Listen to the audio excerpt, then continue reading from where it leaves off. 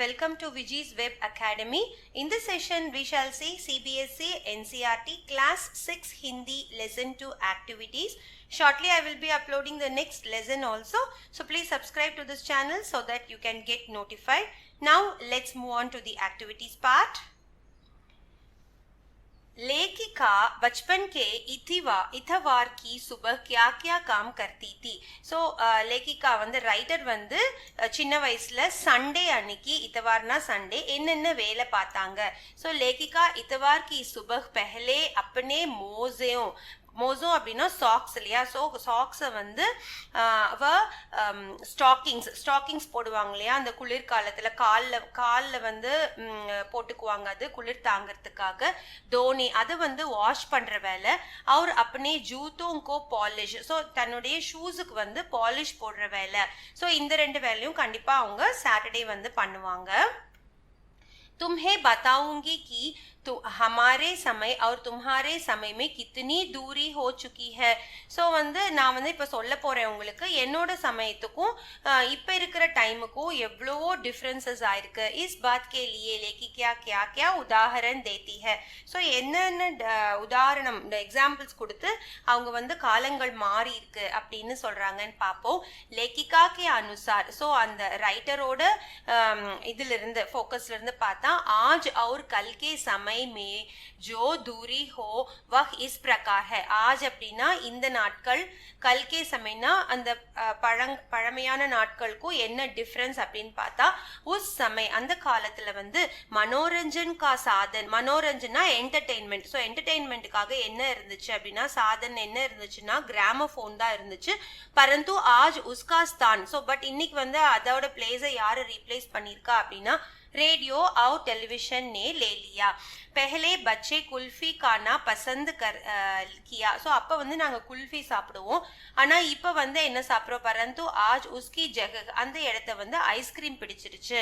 உஸ் சமய கானே கே மே கேவல் கச்சோரி சமோசே ஹோத்தே ஹே. ஸோ அப்போ நாங்கள் கச்சோரி சமோசே எல்லாம் சாப்பிடுவோம்.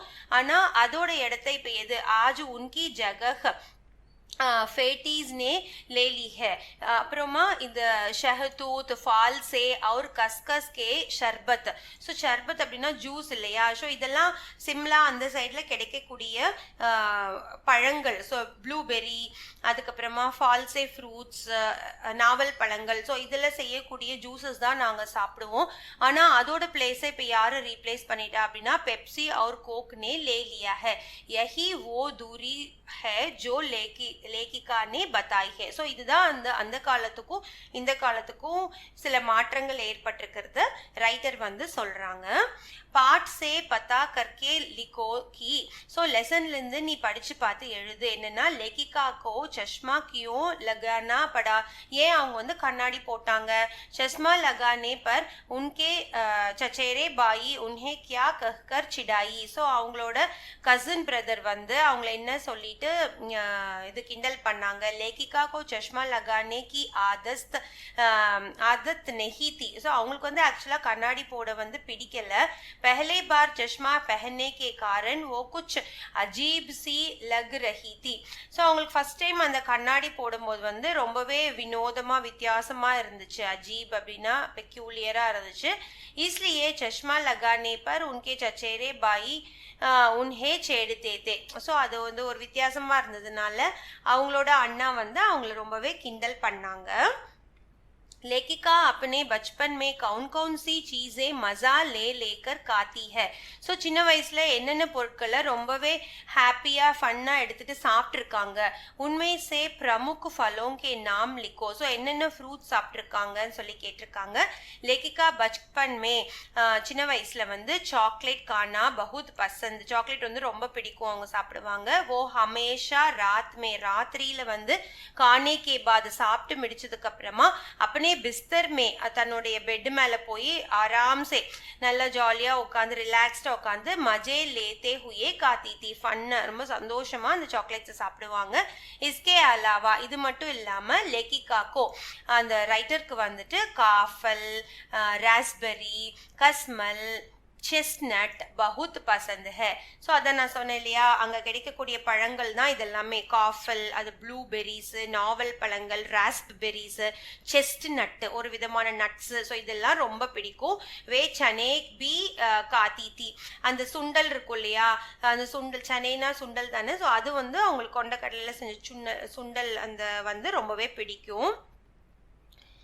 नेक्स्ट வந்து लेखिका के बचपन में हवाई जहाज की आवाज़ें, हवाई जहाज அப்படின்னா ஏரோப்ளைனோட சவுண்டு, அதுக்கப்புறம் குட் சவாரி, குதிரையில் ரவுண்டு போகிறது, சவாரி போகிறது, கிராமோஃபோன், और शोरूम में शिमला कालका ட்ரெயின் கா மாடல் ஹி. ஸோ அந்த ஷோரூமில் அவங்க பார்த்தாங்க இல்லையா அந்த ட்ரெயினோட மாடல், இதெல்லாம் வந்து ஆச்சரியஜனக் அதிக சீசேந்தி, இதெல்லாமே அவங்களுக்கு வந்து ரொம்ப புதுசான ஆச்சரியம் தரக்கூடிய ஒரு பொருட்களாக இருந்துச்சு. ஆஜ் கியா கியா ஆச்சரியஜனக் சீஸும் ஹே. இப்போ வந்து வேற என்னென்ன புதுசாக ஆச்சரியப்படக்கூடிய பொருட்கள் நம்ம பார்க்குறோம். உன்கே நாம் லிக்கோ. ஸோ அதோட நேம்ஸ் எழுதுங்க.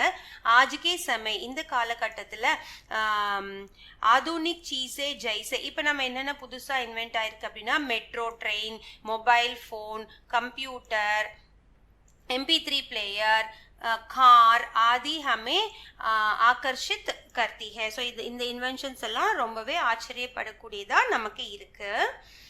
अपने बचपन की कोई मनमोहक घटना याद करके விஸ்தார் சே லிக்கோ. ஸோ உங்கள் சின்ன வயசில் நடந்த உங்களுக்கு பிடித்தமான மன்மோகக் விஷயத்தை வந்துட்டு யூ ஹாவ் டு ரைட். விஸ்தார் சே லிக்கோ, you have to write here.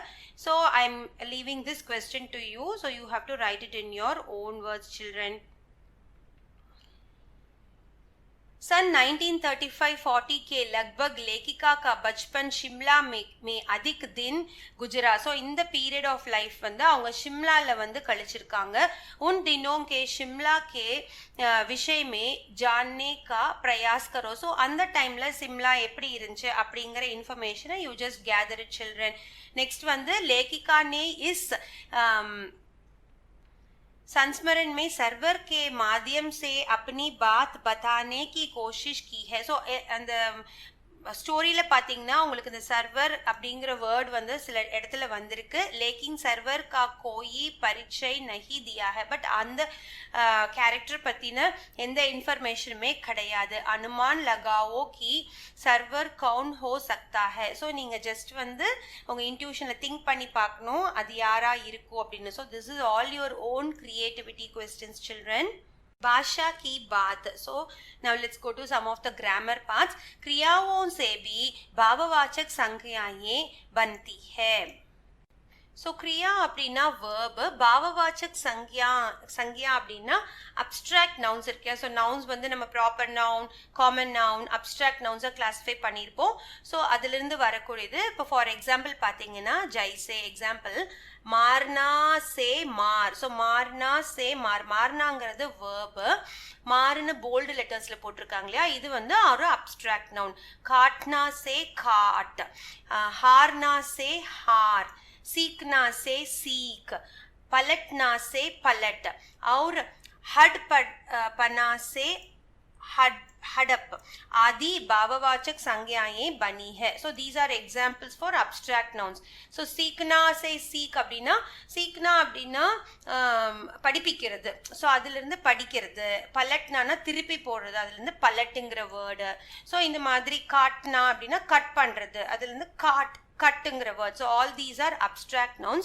तुम भी इस संस्मरण से कुछ क्रियाओं को चांट कर लिखो और उनसे भाववाचक संज्ञा बनाओ. ஸோ நீங்களும் இந்த மாதிரி சில வேர்ப்ஸ் எழுதிட்டு அதிலிருந்து வரக்கூடிய abstract nouns you have to write it children. So few examples I have given you here. चमकना அப்படின்னா ஷைனிங் இருக்கு இல்லையா, ஸோ அதுதான் ஷைனிங் அப்படிங்கிறது வேர்பு. அதோட பாவவாச்சக் சங்கியா அப்ட்ராக்ட் நவுன் வந்து என்னன்னு பார்த்தீங்கன்னா சமக், ஷைன் அப்படின்னு சொல்றது, அவ்வளோதான். பாக்னா பாக், ரன்னிங் டு ரன், இது வந்து பதல்னா பதல், खरीदना खरीद, ओढ़ना ओढ़. so all these are kriyas and all these are the abstract nouns, bhavavachak sankyas.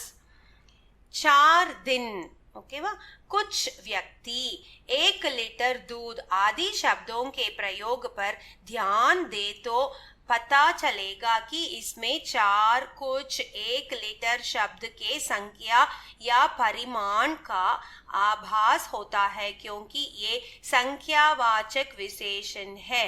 So இது இந்த ஸ்லைடில் என்ன பார்க்க போகிறோன்னா you are going to see type of adjective. சங்கியாவாச்சக் விசேஷன். விசேஷன் அப்படின்னா அட்ஜெக்டிவ், சங்கியாவாச்சக் அப்படின்னா அந்த சங்கியா அப்படின்னா நம்பர் இல்லையா. ஸோ நம்பர் பேஸ் பண்ண adjectives. So already I have told you that adjectives are of 4 types in Hindi language, children. So ஒன்று வந்து qualitative objective, quantitative objective, next வந்து இந்த மாதிரி நியூமரிக்கல் பேஸ்டாக இருக்கும்.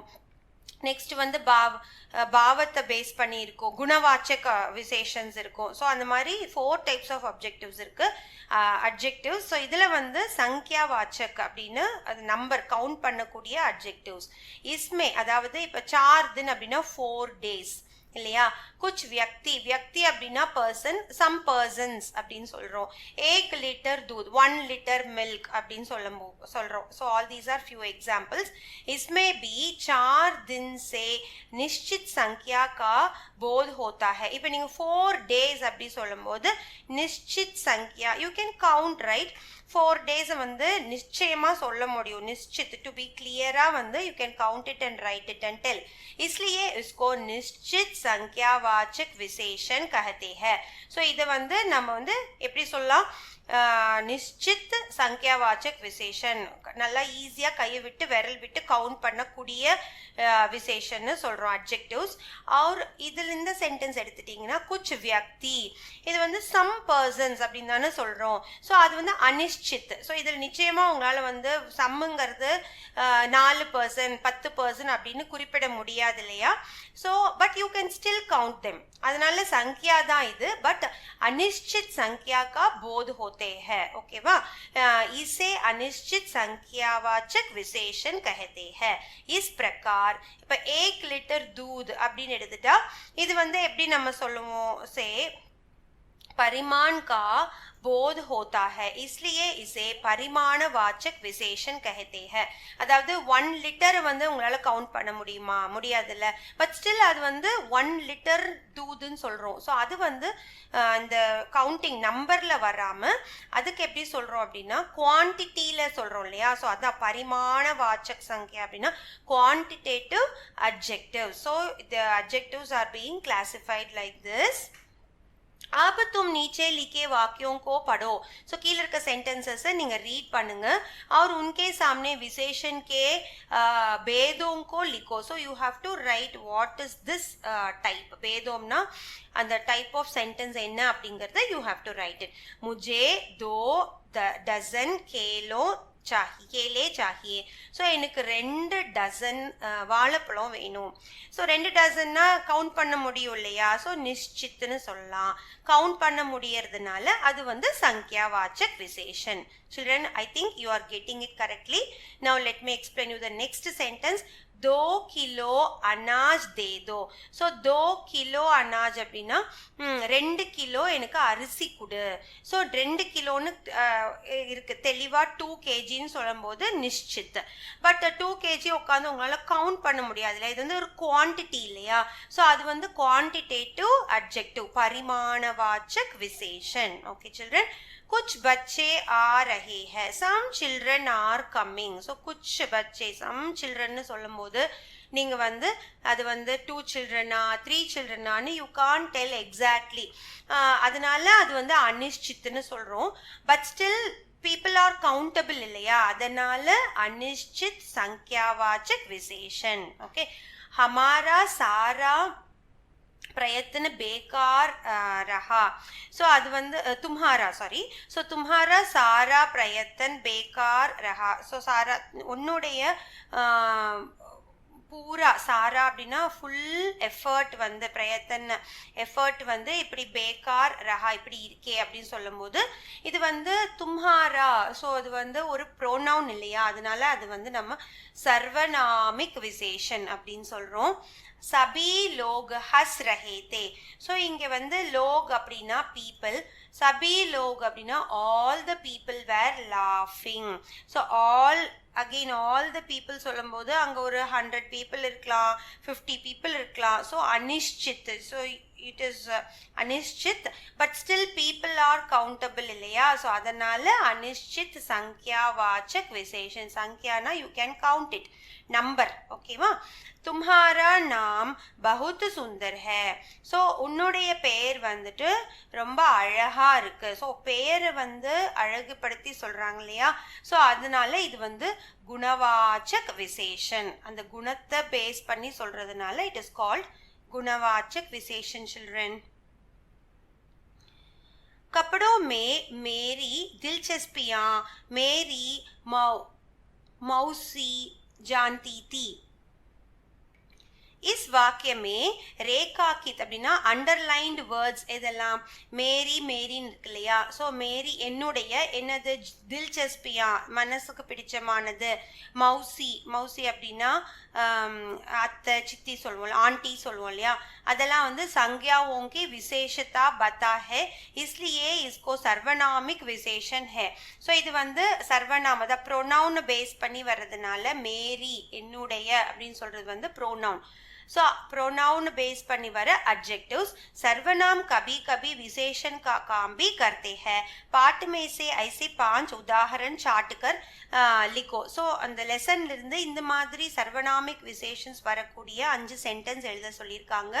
பாருங்க. மே தும்ஹாரி தாதி பி ஹோ சக்தி ஹூ, தும்ஹாரி நானி பி, நான் வந்து உங்களுடைய பாட்டியா கூட ஆவேன், இல்லை உங்களோட நானி அப்படின்னா அதுவும் பாட்டி தான். ஓகேவா. அம்மா வீட்டு பாட்டி அப்பா வீட்டு பாட்டி சொல்லுவோம் இல்லையா. ஸோ அந்த மாதிரி.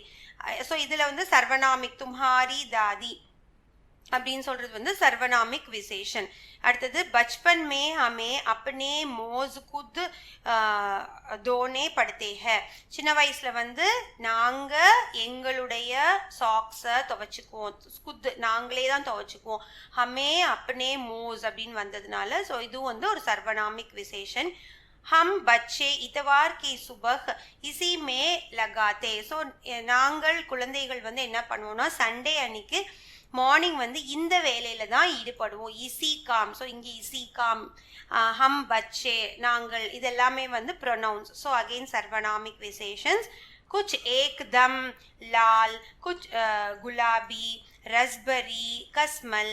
ஸோ சிலது வந்து ரெட் கலர், சிலது வந்து गुलाब कलर, रोज कलर, रास्बेरीज, இதெல்லாம் வந்து फ्रूट्स नेम. ओके. मैंने अपने छोटे भाई का टोपा लेकर सिर पर उठाकर सिर पर रखा. நான் வந்து என்னுடைய சின்ன அண்ணாவோட தொப்பியை தூக்கி தலைமையில போட்டுக்குவேன். So all these are examples for சர்வநாமிக் விசேஷன். कुछ करने को. So again this I'll just explain you the question parts. You have to just think and do it. Activity parts children. Okay. Creativities. अगर तुम्हें अपने पोशाक बनाने को कहा आ जाए तो कैसी पोशाक बनाओगे और पोशाक बनाते समय किन बातों का ध्यान रखोगे. अपनी कल्पना से पोशाक का डिजाइन बनाओ. ओके वा. ஸோ நீங்கள் வந்து உங்களோட ஓன் போஷக் அப்படின்னா உங்களோட காஸ்டியூம் அவுட்ஃபிட்ஸ் சொல்கிறோம் இல்லையா. ஸோ டிசைன் பண்ணணும்னா எந்த மாதிரி பண்ணுவீங்க அப்படிங்கிறது தான் ஃபர்ஸ்ட் क्वेश्चन. 3 के समूह में अपने साथियों के साथ कपड़ों के नमूने इकट्ठा करके कक्षा में बताओ. इन नमूनों को छूकर देखो और अंतर महसूस करो. यह भी पता करो कि कौन सा कपड़ा किस मौसम में पहनने के अनुकूल है. ஸோ டிஃப்ரெண்ட் டைப்ஸ் ஆஃப் ட்ரெஸ்ஸஸை வந்துட்டு நீங்கள் எடுத்துக்கணும். ஸோ அந்த ஒவ்வொரு ட்ரெஸ்ஸும் வந்து எந்த மெட்டீரியல் வச்சு பண்ணியிருக்காங்க அப்படிங்கிறத நீங்கள் டிஸ்கஸ் பண்ணுங்கள். அப்புறம் இந்த ட்ரெஸ்ஸஸ் வந்து எந்தெந்த பீரியட் மௌசம் அப்படின்னா சீசன்ஸில் வந்து வேர் பண்ணுவோம் அப்படிங்கிறத பற்றி you have a discussion. Okay. ஹத்கர்கா और மில்கே கப்படே அப்படின்னா ஹேண்ட்லூம்ஸ் இருக்கு இல்லையா, தறின்னு சொல்லுவோம்ல. ஸோ அதில் நெய்யக்கூடிய துணிகள். பனானே கி தரீகோं के बारे में पता करो. So you just do this as an activity. संबंध हो तो संभव हो तो உங்களுக்கு சான்ஸ் கிடைச்சது அப்படின்னா किसी कपड़े के कारखाने में जाकर भी जानकारी इकट्ठी करो. So you just gather information when you reach some handlooms. இந்த மாதிரி தறி நெய்வாங்க இல்லையா, சில வில்லேஜஸ்ல வீட்டுக்கு வீடு தறி எல்லாம் இருக்கும். ஸோ அங்கே போயிட்டு நீங்கள் பாருங்க அவங்க எப்படி வந்து அந்த துணியை வந்து நெஞ்சு நம்மளுக்கு வந்து சாரீஸ் ட்ரெஸ்ஸஸாக கொண்டு வராங்க அப்படிங்கிறத பற்றி இன்ஃபர்மேஷன் தெரிஞ்சுக்கோங்க. हमारे देश में तरह तरह के भोजन, तरह तरह के पोशाकें प्रचलित है. ஸோ நம்மளோட கண்ட்ரியில் வந்து different types of food, different types of dresses வந்து நம்ம வேர் பண்ணுறோம். कक्षा के बच्चे और शिक्षक इनके विविध रूपों के बारे में बातचीत करो. So yourself and your teacher, शिक्षक அப்படின்னா டீச்சர், ரெண்டு பேரும் சேர்ந்து ஒரு டிஸ்கஷன் வச்சுக்கோங்க. ஸோ என்னென்ன types of dresses we wear, what are the types of food we eat. So all these part is your activity, children. So we have come to the end of the session. Hope you understood all the activities. Shortly I will be uploading the next lesson also. Please subscribe to this channel so that you can get notified. Thank you.